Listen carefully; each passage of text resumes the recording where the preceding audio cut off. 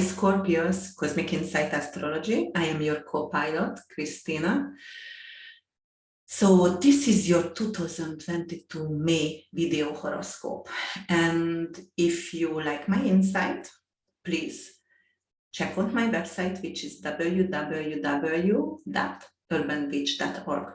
So let's see what May might bring you over here. So here, if you have a Scorpio rising, a Scorpio moon, or a Scorpio sun, this video horoscope is for you. And even, if you have planets in Scorpios, then check out, actually you can go to astro.com or Astro Cafe, and there is a lot of free astrology site where you can actually create your natal chart, and you can check if you have any kind of planets in Scorpios or Taurus, or what is your rising, if you know the time of your birth. Okay, here it is, what I wanted to talk about first, that is going to be April 29th. Pluto, your planet, your ruler, going to station retrograde in your third house. When a planet stations retrograde or direct, it's very, very powerful because it's really close to the earth and it has so much power. And anyway, Pluto is the planet of transformation, the planet of rebirth, the planet of, it rules surgeries, it rules other people's money, bank, pregnancy, actually abortions and miscarriages as well. And it rules sexuality and tax. And, third house actually here related to Gemini. And third house is the house of communication, your siblings, your neighborhood, also friends as well. But definitely communication going to go under transformation for you. So you might going to revisit the way you write. Actually, when Pluto going to retrograde here in your third house, and third house also knowledge as well, and brainstorming. So you might going to do some kind of research, and third house is supporting that. Or you might going to restructure the book, what you were writing, or you might going to restructure the way you are talking to others, your communication going through major transformation. Or you know what, you can do a lot of research about afterlife, or you can do a lot of research actually, or write a book about sexuality. But because it's Pluto, and because of it's going to actually sextile with Venus in your fifth house, end of April, beginning of May 1st, it could be like kind of really powerful, loving sexual energy, writing a book, the kind of book like, 50 Shades of Grey or whatever, but it's giving you a lot of love when it's going to trine beginning of May 1st with Venus here in your fifth house. Fifth house actually is your creativity. So definitely, it could be something like restructuring my book would be amazing because I'm getting ready to be published and loved by others.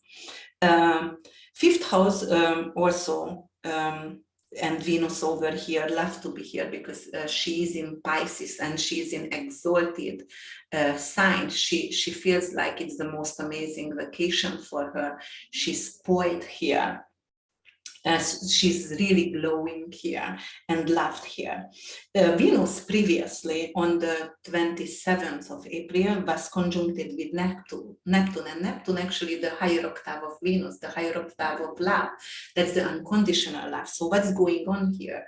It is like, it was in 24 degrees, so it's still actually 28 degrees Pluto. Yes, it's still sextile with this energy. So there is forgiveness over here. So whoever wounded me deeply, I'm going to forgive that person. And actually it could be a verbal wound for you, but you are going to practice compassion toward that person and forgiveness, willingness to forgive that person. It could be also like something, a dynamic, a power struggle going on with your child. but it's coming from loving energy. You have to actually, the way you talk to your child has to be actually restructured. Maybe you need to be a lot firmer, or maybe you have to come from a loving way because you were way too strict and your child is not in a stage yet where you can practice that kind of very, very strict energy over here. But then look at that, then Jupiter on April 30th, then we have the partial solar eclipse in Taurus. That Jupiter and Venus going to dance together in heaven, and that is really powerful, loving energy. Jupiter going to expand compassion and love in your life. Actually, you will have a lot of fun time with your children. You're going to enjoy. Maybe your children have their birthday around that time, and you're gonna have some kind of fun activity. And you know, you are a child yourself as well, and you might going to enjoy that kind of. Or actually, if you have no children, then you might going to treat yourself and you know, with some kind of fun activity that you really enjoy.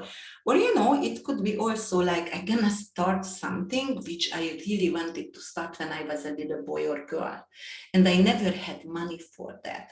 So Pluto, it's like, all right, I going to create some kind of opportunity over here, this retrograde energy, to do something, and it's gonna be 27 degrees. So this kind of Venus and Jupiter definitely going to sextile with this Pluto here, with this Pluto retrograde here. So I'm going to revisit something, and I'm going to do, you know what, actually I'm going to revisit, I'm gonna visit my sibling, because third house is sibling or neighbors or friends, some kind of old friends are going to visit, or they're gonna visit, and we're gonna have a loving reunion, and it's going to be so healing. We're gonna be like with my sibling, like when we were little children again.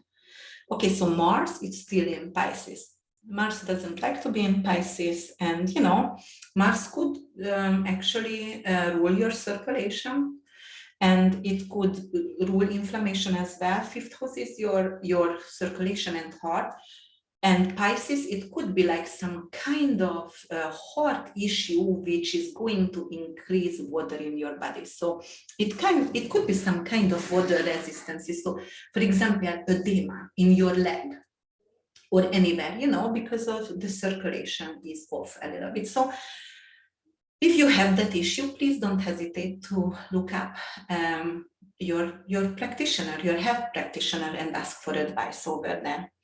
Okay, but you know, Venus is going to move to area 0 degree, that is the third axis, that is a really karmic degree over here. And when it's going to enter Aries, it's your sixth house, you might going to crave for a lot of sugar. And Aries is ruled by Mars, and that's spice.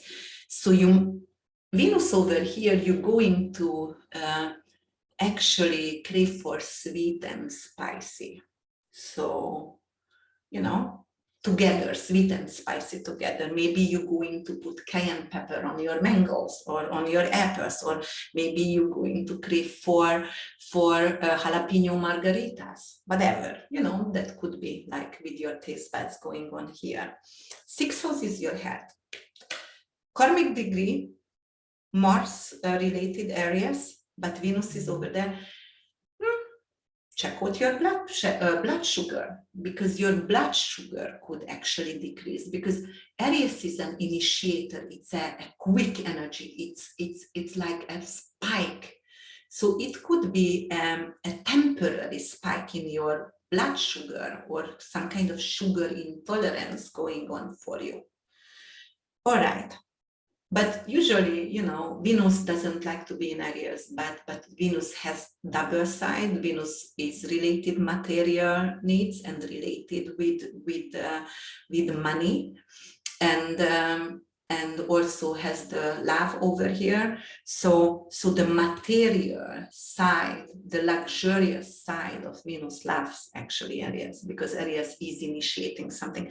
So that kind of Venus over here could initiate a kind of new work project, new daily routine, what you actually gonna love and enjoy it. So the way you're going to arrange your days, it's going to be more fitting for you and more loving. It could be also like some kind of great employees coming, and you can hire some kind of loving people in your business.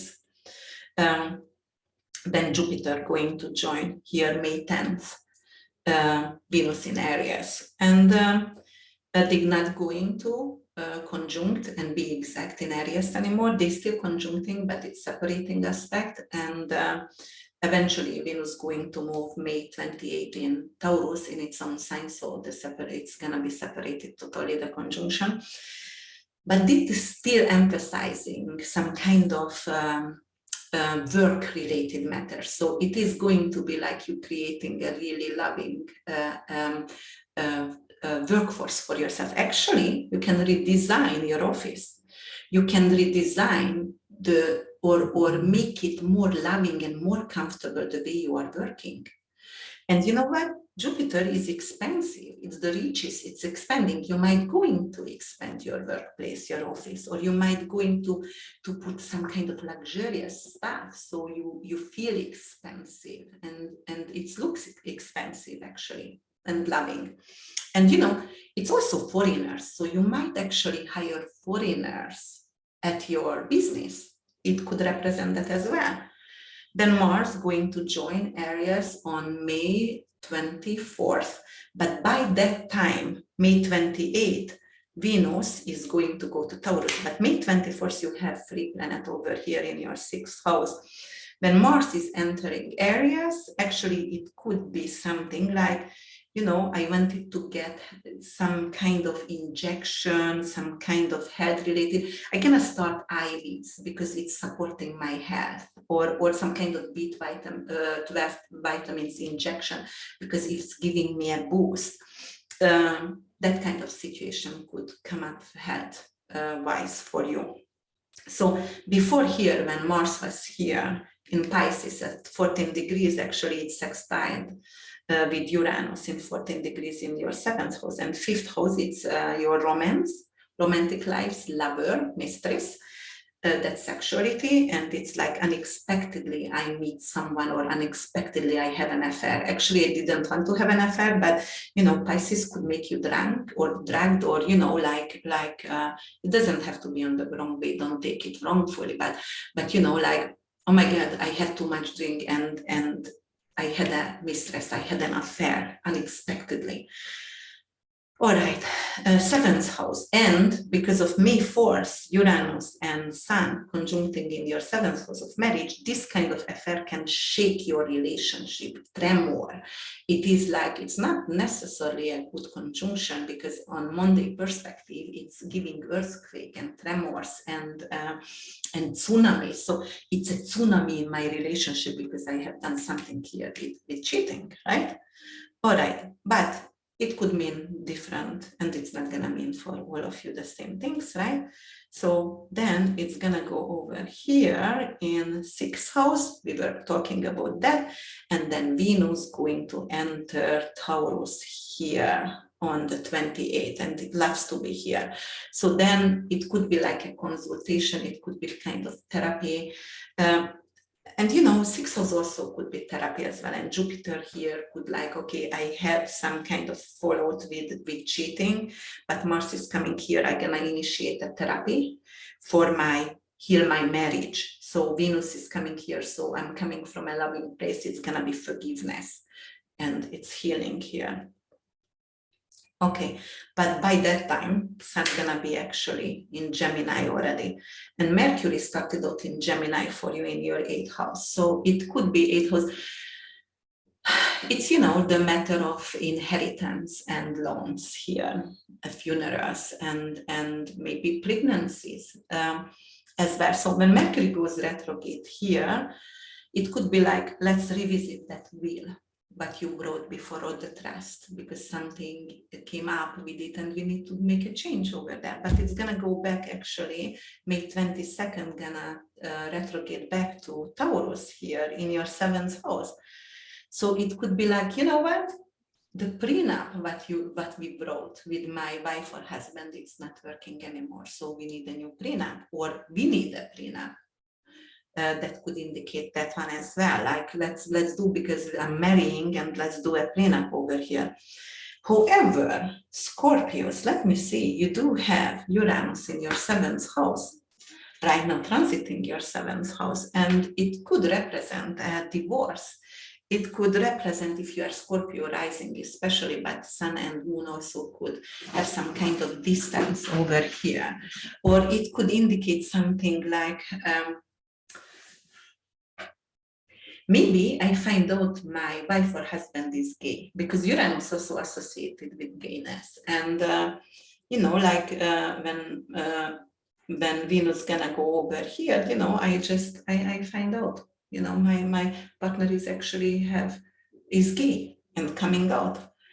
But also it could indicate a distance or divorce in the relationship, and it doesn't have to be, obviously. It could be like, we don't see eye to eye, and you will need to adjust our relationship, because the way it's going, it's not really beneficial. But don't forget, here, it could have been a cheating. Here, it could have been initiated therapy.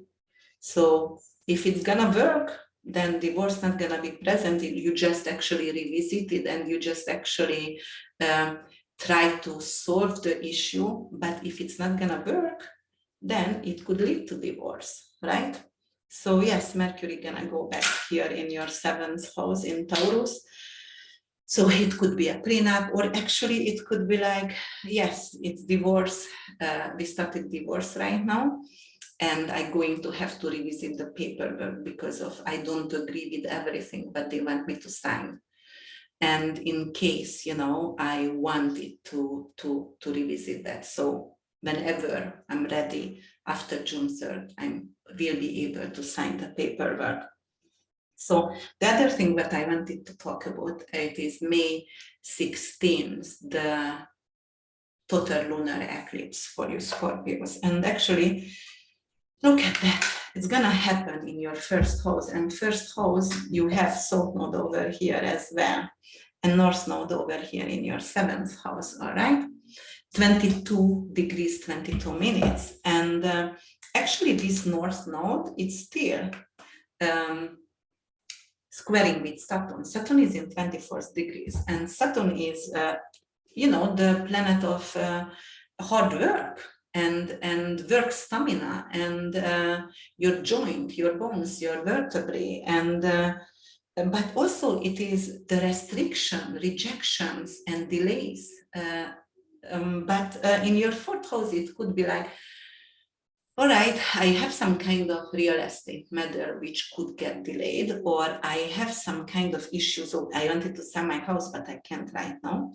Or it could be like in my family dynamic, we got a little bit cold to each other. So in 4th house, it also could be like with North Node over there, like some kind of a father figure, for example, does not support my career, my choice of marriage.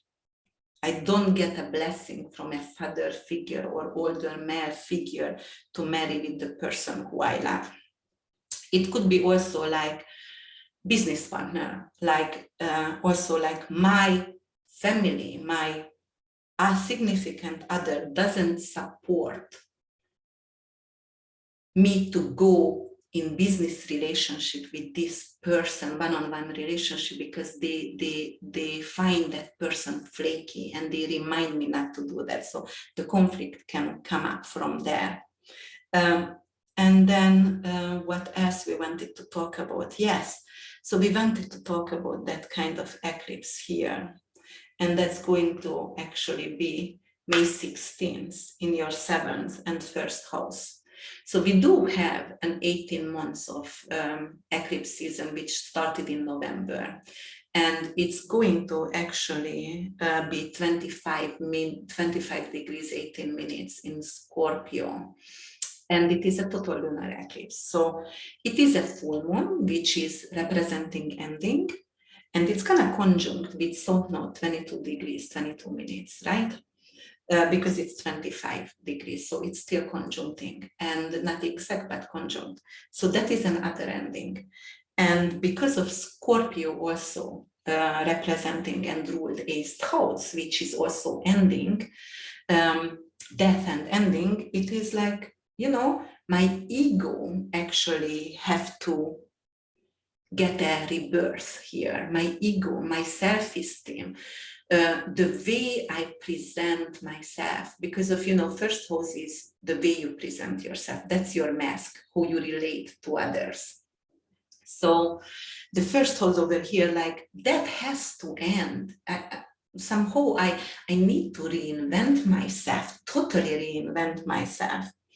So it's almost like you got kind of free steroid shots, right?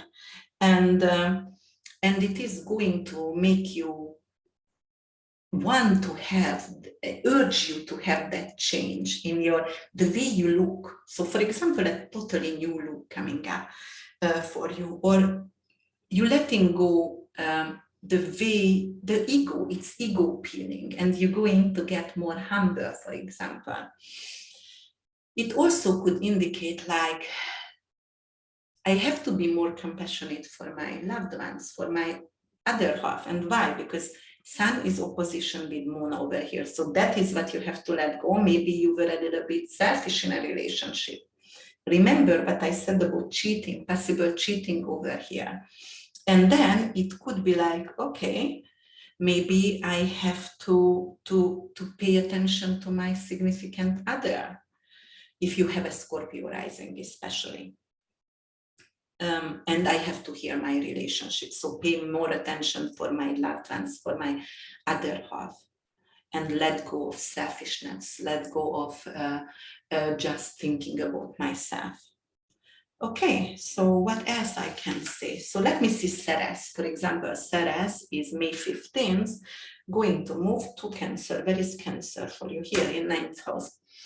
9th house is older siblings, or it could be friends as well, but most likely older siblings, or traveling, or immigration matters, or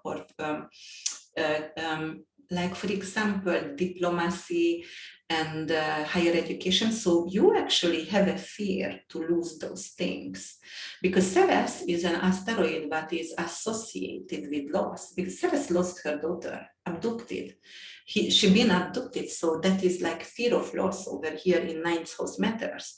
Fear of loss my faith, my spiritual faith, fear of loss my master. I did my master, but somehow they want to withdraw it from me because they caught me cheating, or some kind of situation like that could be as well.